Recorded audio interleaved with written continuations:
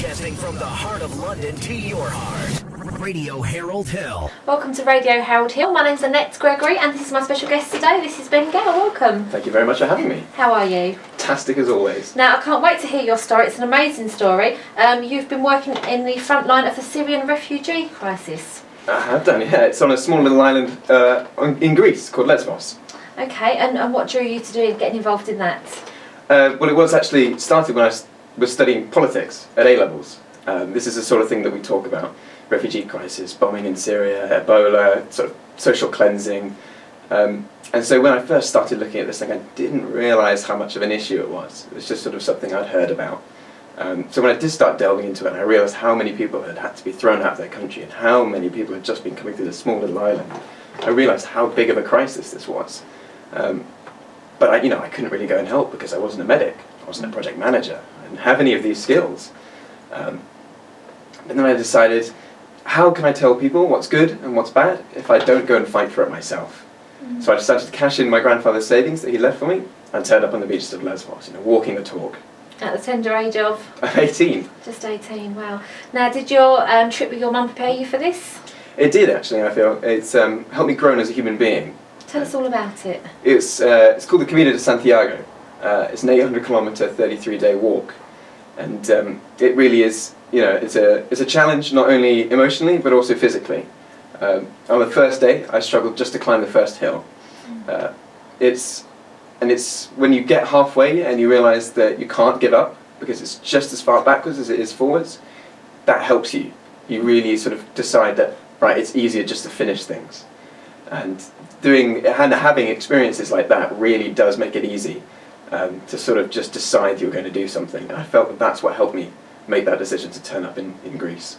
So what did you do? So when I did turn up, I realised that a lot of people were here because there was the threat of death for a lot of people.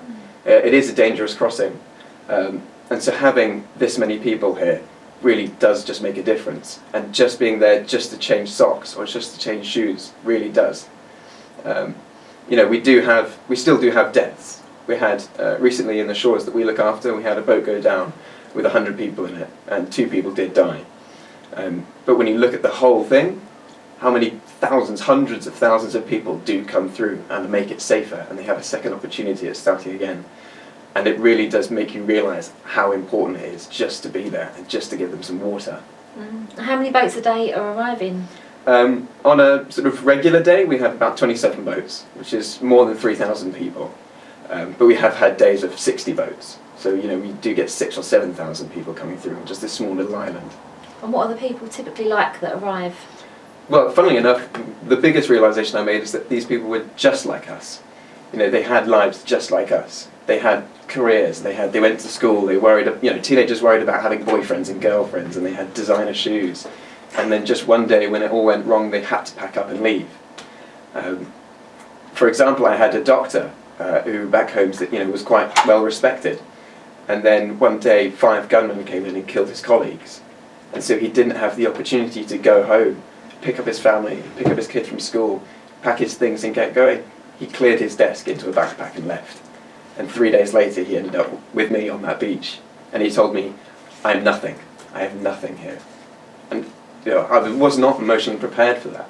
When all I could do was turn around to him and muster up, here, you're human. And what's the physical state of the people that arrive? Are they hungry, cold? It's a real mix. It's a real mix. Because we've had, pregnant mothers come over and then give birth to a child. And then we've had people who have, had gunshot wounds in their mouth, who've been forced into this boat. You have people who are, haven't eaten or showered for days. And it really is something quite spectacular in a way, because you just see a whole story just by looking at people, And when you're lucky enough to get to talk to them, you really feel this in-depth connection with someone. So it is a strange mix of different situations, and each boat is a new story in it. There's new characters, a problem with it that you have to just be ready to solve when it arrives. And tell me about the elderly gentleman that you met that shook your hand.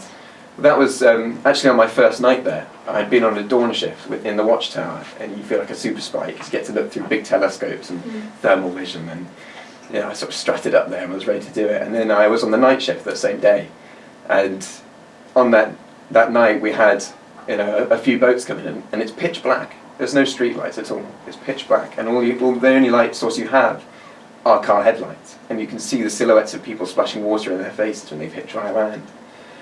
And then I saw this silhouette of a man bent double with a soaking wet backpack that was dripping.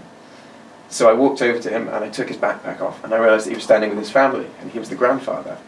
So I sat him down on this log, and we sort of took his backpack off and made him sort of feel okay, and then he just started to shake uncontrollably, to the point where we had to call medics over, and they were like, right, he's on the edge of hypothermia, we're going to have to just take all of his wet clothes off. It's better for him to be in nothing than it is to be in wet clothes. So he just started taking off his coat, his hat, his gloves, his socks, his shoes, his everything, and just put on what we could. We didn't have a coat in his size, so we had to put a woman's quilted coat on him. We didn't have gloves, so we put socks in his hands. We didn't have a hat, so a volunteer took theirs off and put it on his head. And eventually we got into this state where he was able to move. We could pick him up and put him in a car. And we did, with his family. And we took him to this little transit camp where they just give hot sweet tea and biscuits. And we just kept feeding him and giving him, sweet stuff so that he would get that energy back. And when his family of 5 was ready to go on, they'd been changed out of their clothes, we picked him up and we put him in the back of the car, and I carried his backpack up the hill to this transit camp where he can then go on for a bus to get registered. And so we lifted him up, we gave him another banana, we sat him down into where he was going to stay for the night in this small air hangar tent, which was freezing cold and filled with echoing noises of crying babies. And so we sat him down with his family, and his brother came up to me and shook his hand, shook my hand. And that was when I realised that this does make a difference, because that was the first time I've ever experienced having my hand shaken. I've had my hand shaken in greeting or out of politeness, but that was really the first meaningful handshake I've ever received. How did you feel? It made me feel as if this was something I needed to be doing.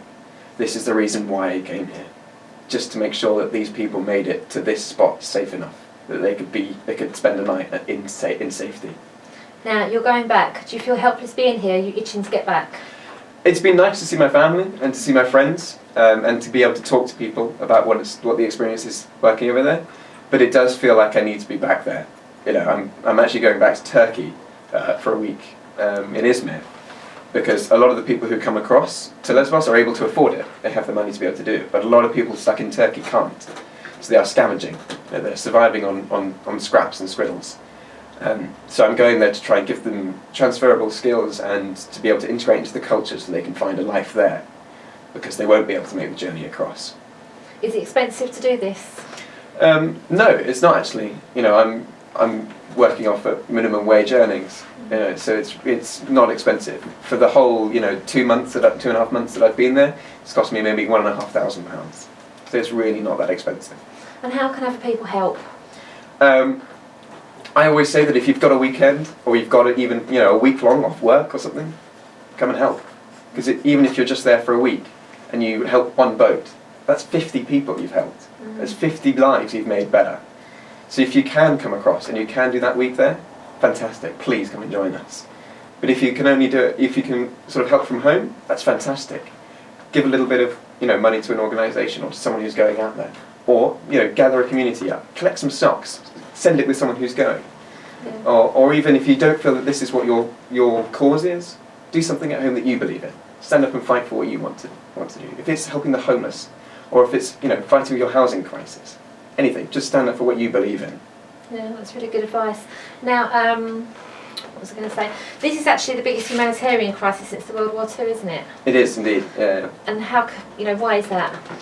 It's a strange sort of moment in time that we are, and this is the point where people can decide what side of history they're going to be written into, and it is, again, it's on our doorsteps. It's in Europe, and we have if in 6 weeks Greece hasn't cut down the number of people coming in, then they're cut out of the Schengen Agreement. So it really is a huge change in politics that we're going to see, and it's really interesting that it's not governments who are solving this problem. It's not the military that's doing it.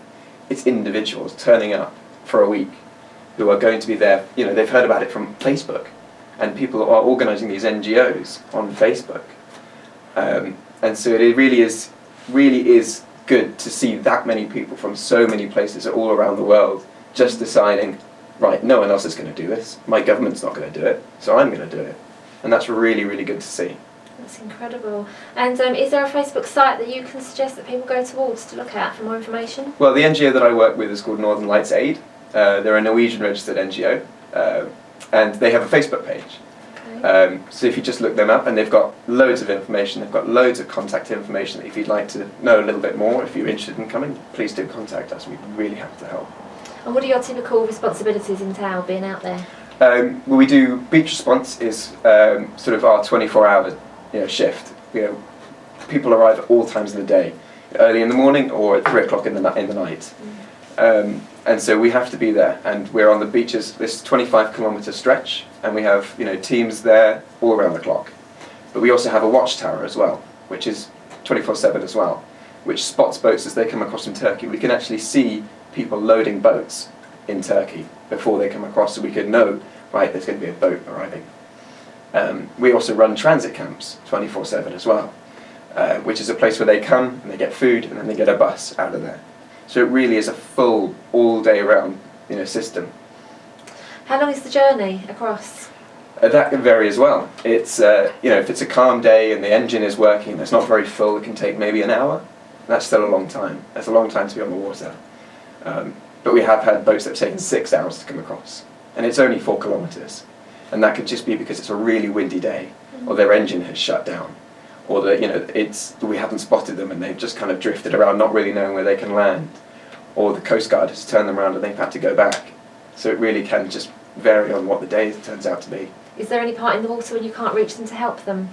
There is a boundary, so we have halfway across there's an international waters, but on either side there's Turkish and Greece, and we're not allowed to go into the Turkish waters. That is out of our area. So if a boat is there and it's okay, then we can't do anything about it. If it's tipped over and there are people in the water, then we're obligated to. But other than that, we have to just watch them. So what if a boat was in serious trouble and you went in there? What would happen? Then we'd have to go through a whole process of proving that was the reason why we went. But if an engine is shut off and everyone's still in the water and they're just drifting, all we can do is watch them and hope that they cross over into our side. And until then, the lifeguards can do nothing but watch. That's very sad. And what are the conditions like once they actually reach Lesbos? Well, I'd like to say that they're good conditions, but define good conditions. Like we're providing basic water and some socks and Wi-Fi, which at this point is a human right now. And so it's. Is it crowded? It's crowded, and it can depend again on what the day is like. So if it's a day where there's no boats, then it's it can be okay. It's manageable. How would you define crowded? How many people are we talking? Well, I mean, we can manage about 1,000 people comfortably, but that's again, we have way more than that on a regular day.